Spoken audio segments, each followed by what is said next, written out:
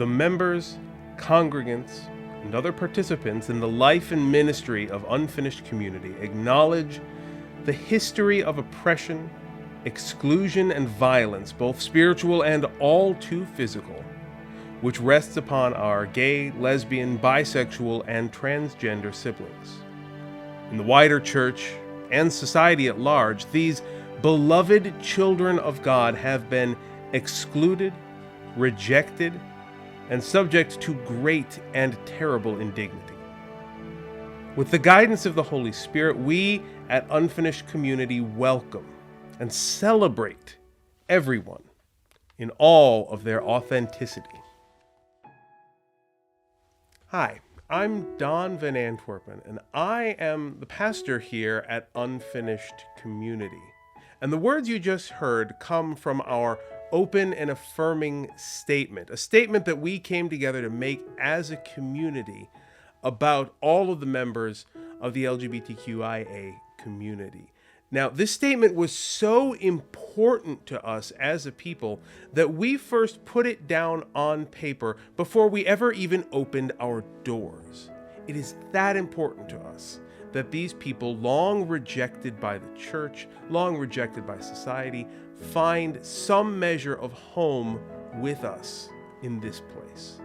Now, I could sit here for hours and days and talk to you all about the ways in which the Bible and the stories and the scriptures have been misused to abuse and hurt and heap harm upon the members of this community.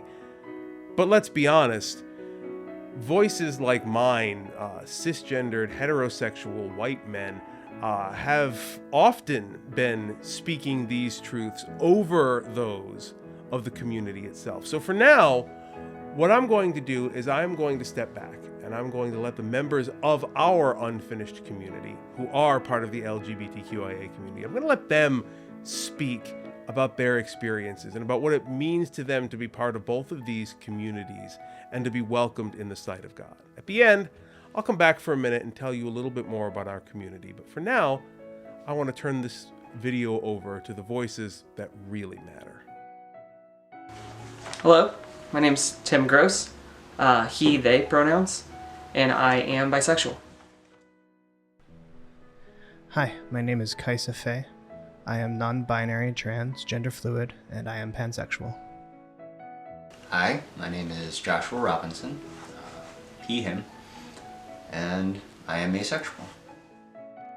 So for the majority of this video, I will be talking in a soft voice because it's late at night for me here and I'm recording in my closet and I do not want my parents to overhear myself talking about my queer story. So sorry in advance for any audio problems. Anyways, that's it. Hello everyone, my name is Israel. I can also go by Ace or Azzy online. I am a non-binary teenager whose pronouns are they, them. I'm demisexual, demiromantic, and I'm also whatever label calls non-binary people who like men, because I like men.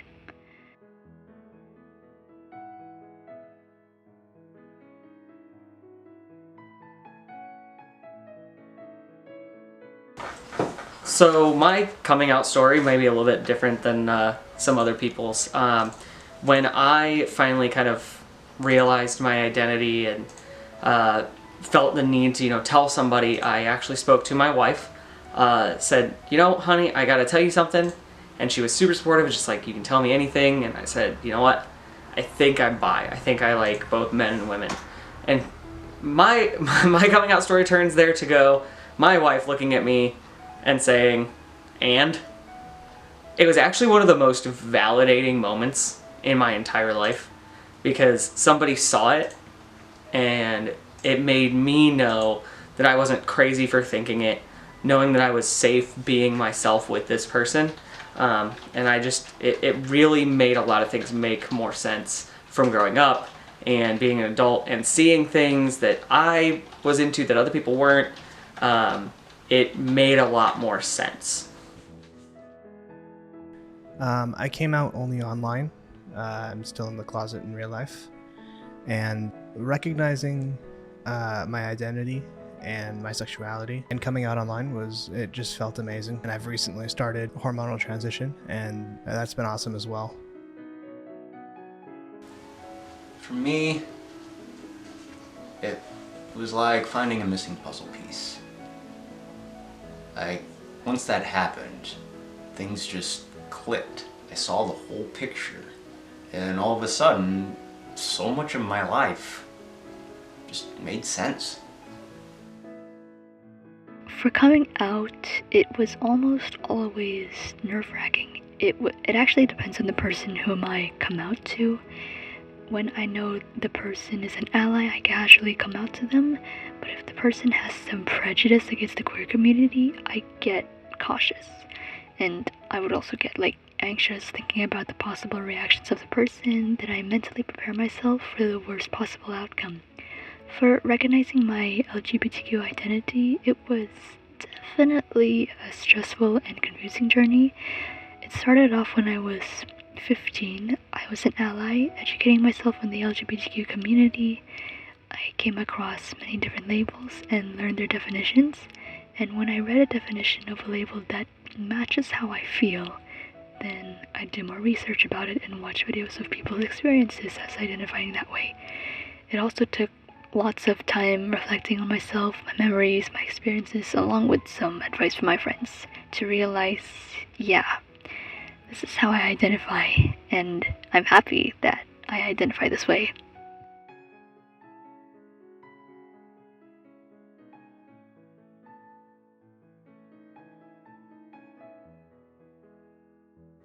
So, as for being LGBTQ in religious Christian spaces, I've had a lot of negative experience, some positive, but mostly negative.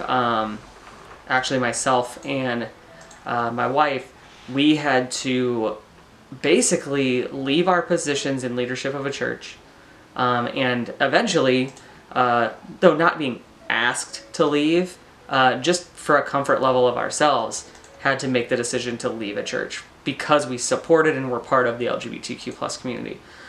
So overall, that's been a lot of our experience, and the few positive experiences we've had were at a couple of churches we went to, and those people actually ended up leaving those churches as well. So far, my experience of being LGBT in Christian and religious spaces has been very positive, because I stopped going to my parents' church, which is not Affirming, and I went to an Affirming church. And the first person who really talked to me there was an older gay man, and he was very accepting and understanding and just listened and talked to me, and that was an incredible experience. I've also been very well accepted into online Christian spaces. To be honest, I don't know, because I'm still kind of in the process of making myself known. And I could see it going either way. So I grew up as an evangelical Christian, and being a closeted queer person in a conservative community felt like hell. Hearing my Christian family and friends talk negatively against queer people based on stereotypes, along with them preaching messages and actions that encourage homophobia and transphobia, along with being misgendered and dead named every day, worsens my dysphoria. Overall, it basically hurts me deeply to the point I have to put on a different persona when I'm around them just to survive, which all the more makes my mental health a lot worse. Although the majority of my experiences are negative, there were also a few positive ones that I hold on to, where I found closeted people like me.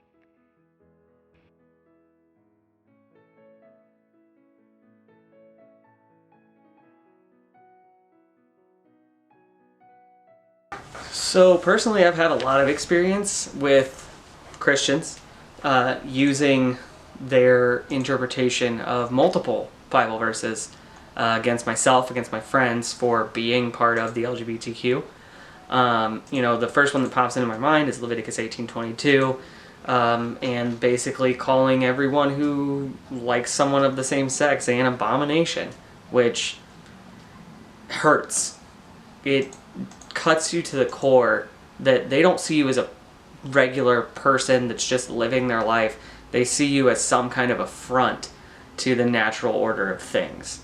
Also, in the New Testament where it says, homosexuals shall not inherit the kingdom of heaven, which I know obviously at some point was changed, but a lot of people don't question it, and they just use it as kind of a heavy stick to beat people over the head with, in hopes that they can force you into a change. And again, the verses I could list go on, but it does happen, and it has happened decently frequently. I haven't really encountered the bashing verses myself, only because I haven't really interacted with too many people that are bigoted, who know my identity. But I've interacted with them in the sense that I've tried to explain them to other people, and just say these aren't, you're not reading these right, and these are not justifications for your hatred. Yes, all the above. And you know what I say to that? Galatians 2:21. I do not frustrate the grace of God, for if righteousness come by the law, Christ died in vain.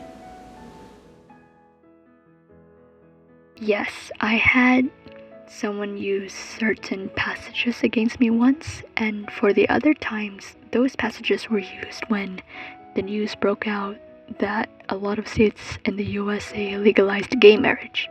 On a Sunday sermon, the pastor mentioned Leviticus 18:22, Romans 1 verse 18, a certain Bible version that had the word quote-unquote homosexuality in Revelation 22, and a summary of Sodom and Gomorrah. They were used to claim that we were at the quote-unquote end times, and that gay and trans people are sinners and possessed by the devil. From my personal experience online, I was in an argument with a conservative Christian when I revealed I was queer. He used those same passages against me that it triggered my religious trauma that I had to cut off contact from him.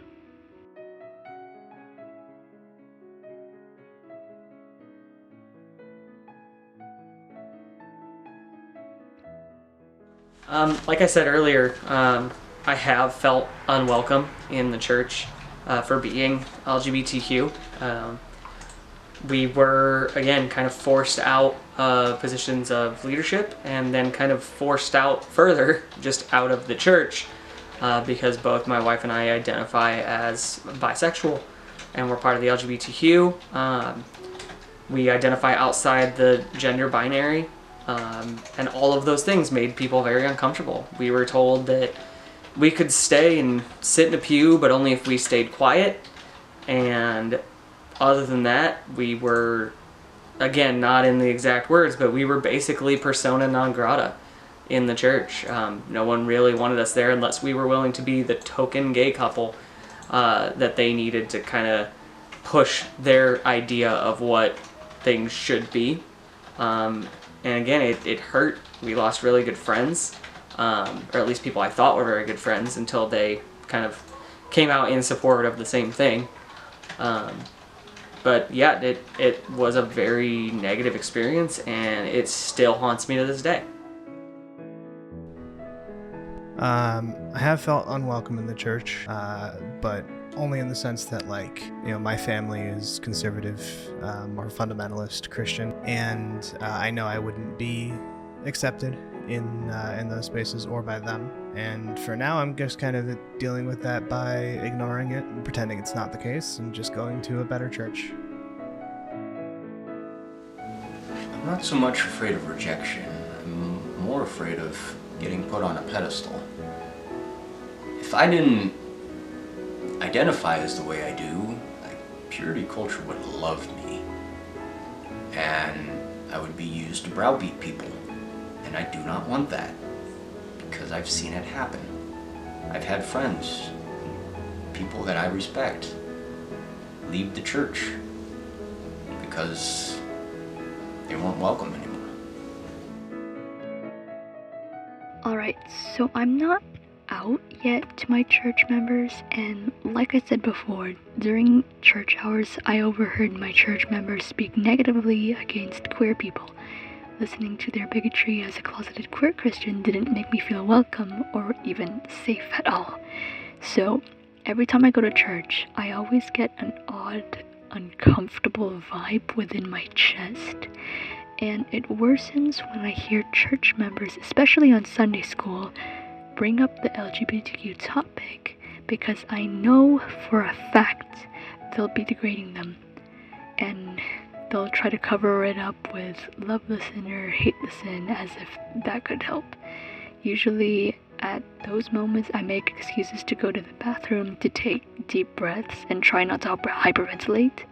Sometimes I would find hiding spots just to open Discord and read the message threads from the Unfinished Community server, making those moments my own mini church sermon on a Sunday.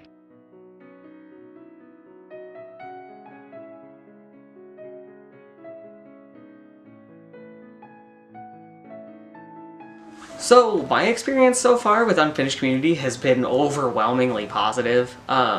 I really enjoy sitting in the Discord and seeing people's different points of view on different topics, just anything from current news to the weird geeky crap that everybody puts up.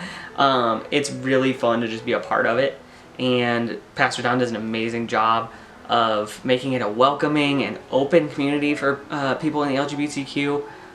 It's really nice to just have a safe place that you can kind of combine that thirst for knowledge and wisdom when it comes to all things God related, and also have the open space to be yourself in those places.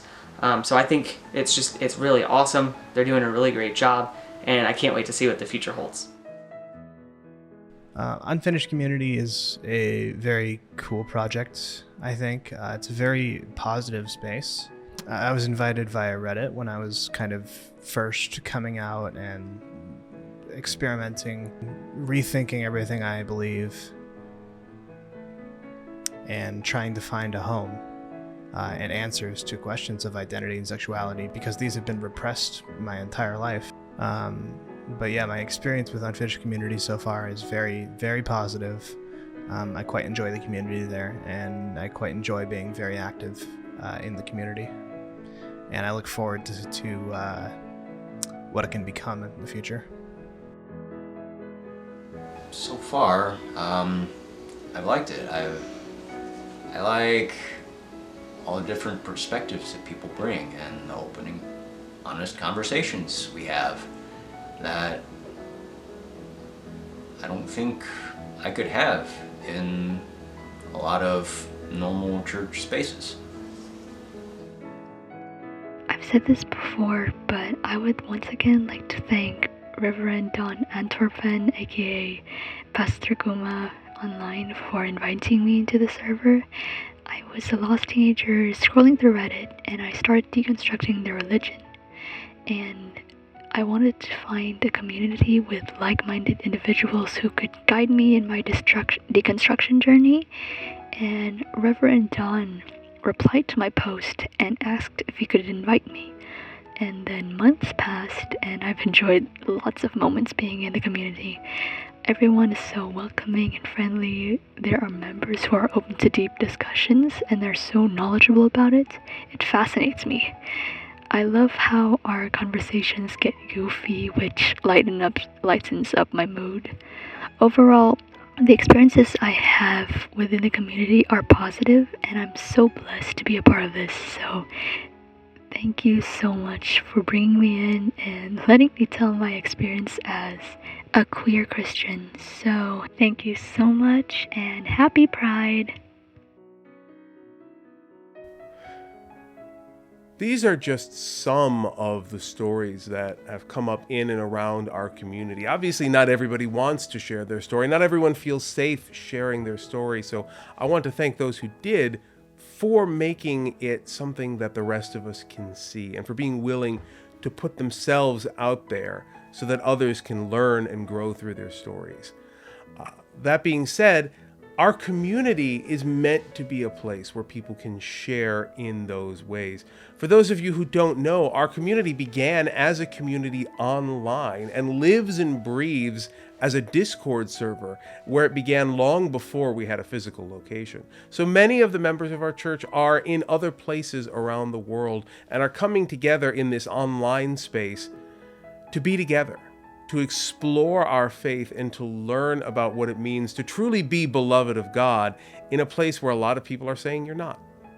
So I want to invite you, if you're still watching this video, I want to invite you to join us. If you're here in Japan, which is where I am and some of our community are, we have a physical church that you are welcome to join. But even if you're not, we have this online space, this Discord server. I've put links to that in the description for this video. You are more than welcome to join us here, to explore your journey, to share your story, and to learn from the people you've seen in this video and the many more who are a part of our shared community. But no matter what else happens, I hope you go out from here knowing that you are loved, that you are cared for, and that you are a beloved child of God.